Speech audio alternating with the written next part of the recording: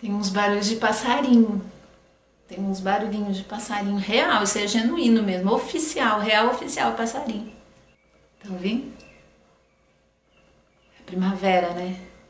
Eles cantam mais alto, a gente também devia cantar mais alto.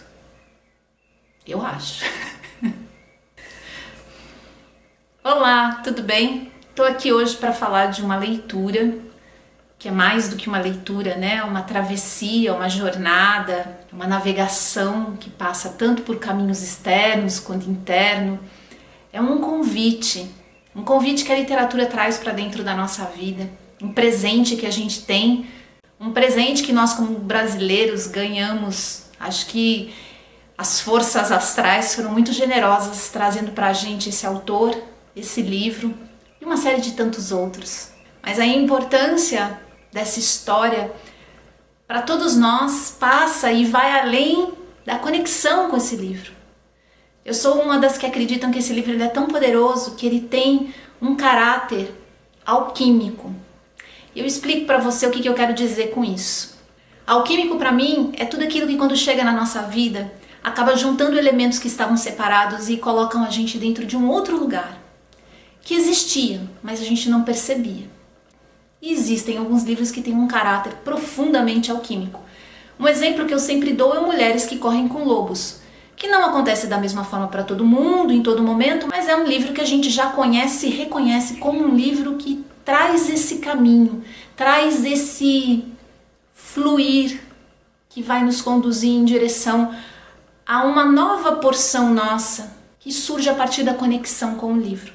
Esse é um livro que, para mim, carrega esse caráter alquímico. Mais do que isso, ele traz atributos que nos colocam em conexão maior com a nossa força, com o ser humano e toda a potência que existe por trás desse ser humano. Tá curioso, tá curiosa para saber que livro que é? Ah, você já viu a legenda aí, mas eu vou te contar agora. Esse livro aqui, ó. Grande Sertão Veredas. Que livro, meus queridos? Que livro é esse, né?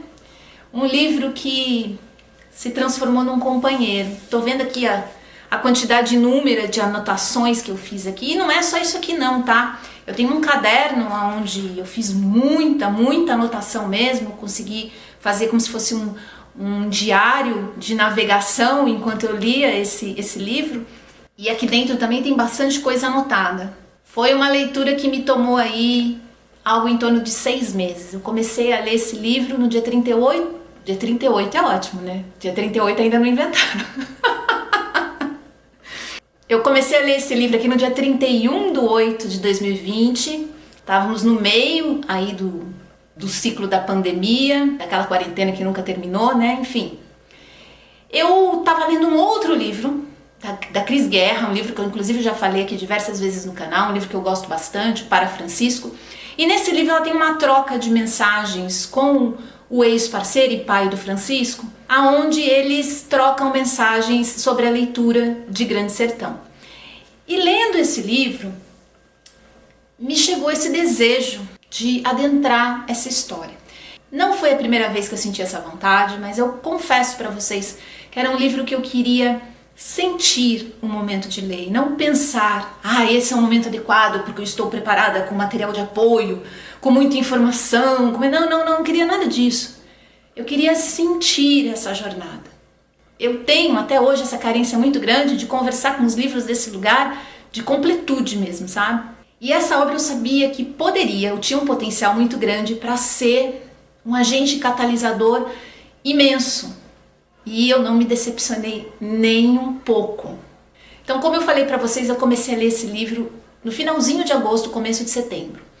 20 dias depois que eu comecei essa leitura, eu contraí a Covid e foram momentos muito difíceis. Eu tive a sorte de não ser hospitalizada, mas foram momentos de muito medo, de muito mal-estar, uma ideia de que as coisas estavam se perdendo e que isso poderia acontecer de uma maneira muito rápida, enfim. Acho que é possível todos imaginarmos os horrores que rodeiam esse vírus assustador, tenebroso, mas ter Grande Sertão Veredas ali do meu lado me ajudou a acreditar que os momentos podiam ser muito maiores do que aquilo que a minha mente e o meu coração dentro daquele instante conseguiam capturar. Riobaldo foi nesse instante acho que meio curandeiro também, viu? Mas a verdade é que eu passei um tempo longe do livro, esperando me reabilitar mais para voltar para ele.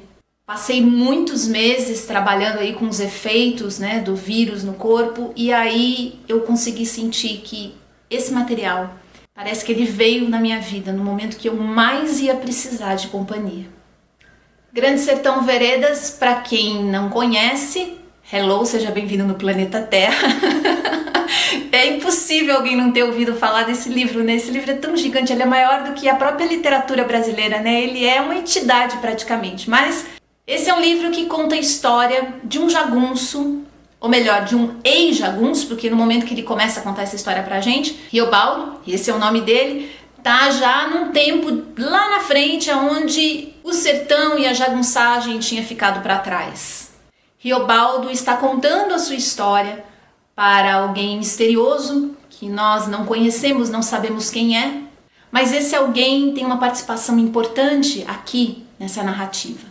Essa edição que eu li, eu gostei bastante, é uma edição da Nova Fronteira, capa dura, extremamente confortável para a leitura, com grandes bordas para a gente fazer anotações e uma letra com tamanho generoso, né? Principalmente agora na minha idade, eu não posso mais me dar o luxo de ficar com fontes muito pequenininhas. Então é uma edição que eu recomendo bastante quem tem aí, quiser ler, eu achei essa edição muito especial. E eu tô falando da edição nesse momento porque pra gente atravessar a história do Riobaldo, pra gente adentrar esse sertão que vai ser narrado desse lugar tão íntimo e tão profundo a partir das lembranças de Riobaldo, que vai trazendo pra gente toda uma série de eventos que levaram ele da juventude até o ponto onde ele começa a narrar a história pra gente, através de caminhos labirínticos, muitas vezes pouco compreendidos até pelo próprio narrador. Riobaldo é um homem cheio de histórias, de experiências, mas principalmente cheio de saudades. Saudades que vão dando um contorno para essa história e nos colocando cada vez mais perto, mais próximo do coração desse protagonista tão especial. Eu acho que esse é um ponto muito importante quando a gente fala da narrativa de Grande Sertão, porque Riobaldo se transforma em algo que a gente reconhece, que a gente entende, mais do que isso, como eu falei lá no começo, um protagonista que a gente sente, como se fosse parte de nós. Eu sei que para alguns leitores talvez esse efeito vá acontecer mais lá perto do final, quando a vida de Riobaldo começa a entrar num esquema mais frenético, mais acelerado. Mas eu confesso para vocês que desde o começo, senti nessa narrativa, nessa forma como o Riobaldo conta a sua história, um convite para me aproximar. Não sei se eu que estava muito carente, adoecida também, ou se realmente essa é a grandeza dessa obra. Guimarães generosamente abre uma janela para a gente, não só de um homem, da vida de um homem, mas de todo um pedaço do nosso país, da nossa nação, da nossa própria história. E mistura aquilo com fatos cotidianos, com pessoas que têm uma série de personalidades diferentes, com limitações, obstáculos, ao mesmo tempo sentimentos. É importante lembrar isso porque eu acho que esse é um livro que fala sobre sentimentos. E coloca esses sentimentos num lugar muito vivo e pulsante, mas não, de forma alguma, sentimentalista. E isso é muito curioso, porque existe uma linha muito tênue, né, entre falar de amor, falar de sentimento, falar daquilo que nos comove e cair nesse sentimentalismo barato, nessa descrição meio boba. Apesar que eu não tenho nada contra isso não, às vezes eu acho que é até gostoso.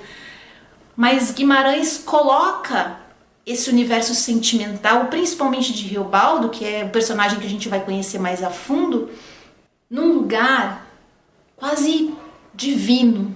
Me desculpe o exagero, pode ser exagero, mas a verdade é que Guimarães consegue, com a maneira como ele descreve a história do Riobaldo, as vivências, as experiências, trazer pra gente essa proximidade enorme com o que de divino existe no sentir, na troca com o outro, na vivência amorosa, íntima e afetiva com o outro. Falando assim, parece que esse é um livro até meio melado, né? Meio doce demais, mas não é não.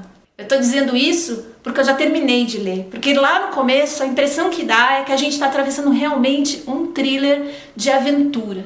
E bota aventura nisso, gente, porque chega a dar sua dor nas mãos. Eu senti diversas vezes palpitações, falta de ar. Eu não conseguia parar de ler porque as cenas eram muito bem construídas. Cenas de aventura, de suspense, nós somos colocados dentro de situações das mais variadas e assim, tipo de uma página para outra. Guimarães é genial nessa construção de uma atmosfera que prende a gente do começo ao fim, sem ficar no exercício de repetição ou batendo em gatilhos conhecidos, em clichês assim, não, nada disso. Guimarães tirou uma história possivelmente de um lugar onde a fonte era inesgotável, porque o ritmo leva a gente para dentro desse lugar. Guimarães nos conduz para dentro desse universo mágico no sertão do Brasil, aonde um homem está tentando de todas as maneiras se encaixar dentro da vida da jagunçagem. Riobaldo tinha desejos no seu coração que ele nunca conseguiu realizar.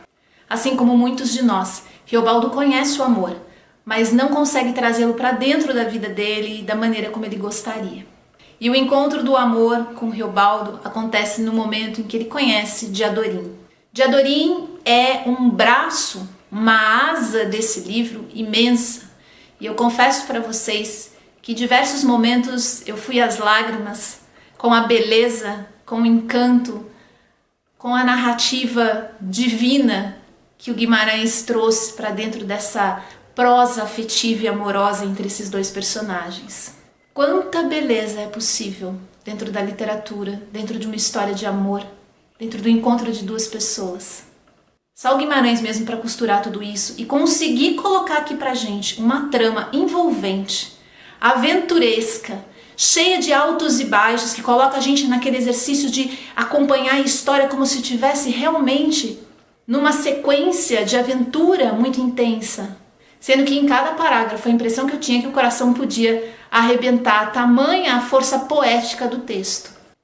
Tá, eu sei, eu sou muito empolgada para falar de Grande Sertão, mas a verdade é que esse foi um livro muito importante para mim. Importante dentro da minha história como leitora, porque eu acho, assim como aconteceu quando eu li Primeiras Histórias, e também quando eu li Em Busca do Tempo Perdido do Proust, que eu tive essa sensação que eu tinha ganhado um corpo maior como leitora. Aqui também isso aconteceu, mas mais do que isso. Aqui foi como se eu tivesse, de alguma forma, entrado num campo maior entre a literatura e a mágica. Eu sei que para algumas pessoas isso pode parecer meio impossível, mas é o meu jeito de ler, é o meu jeito de encontrar muitas vezes a literatura nacional e principalmente a obra de Guimarães. É claro que essa não é uma resenha do livro, né? Existem muitas outras resenhas extremamente mais completas por aí. Eu quero deixar um registro dessa leitura que durou 6 meses. Eu lia todos os dias algo em torno de 3, no máximo 5 páginas, porque era o que eu aguentava. No dia que eu cheguei no capítulo final desse livro, eu já sabia que ia ser um dia especial, eu reservei esse espaço na agenda para justamente poder mergulhar nesse efeito catártico que eu sabia que viria, não só por conta do último capítulo, mas toda essa construção da leitura envolvida com a minha história, com o tempo, quer dizer, eu estava preparada já para o que ia acontecer. Apesar de não saber exatamente como é que seria o final da história.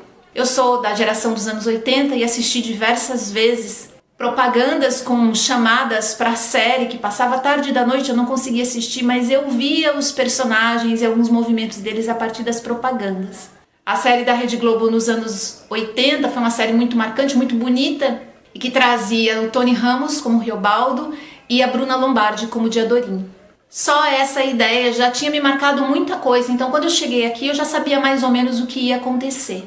Mas nada que você ficar sabendo a respeito dessa história vai, de alguma forma, substituir a leitura do capítulo final. Como o Riobaldo mesmo fala, isso aqui é uma travessia. E essa travessia vai impactar as pessoas de formas diferentes, de maneiras diferentes. Eu acho que essa também é uma grande riqueza desse livro.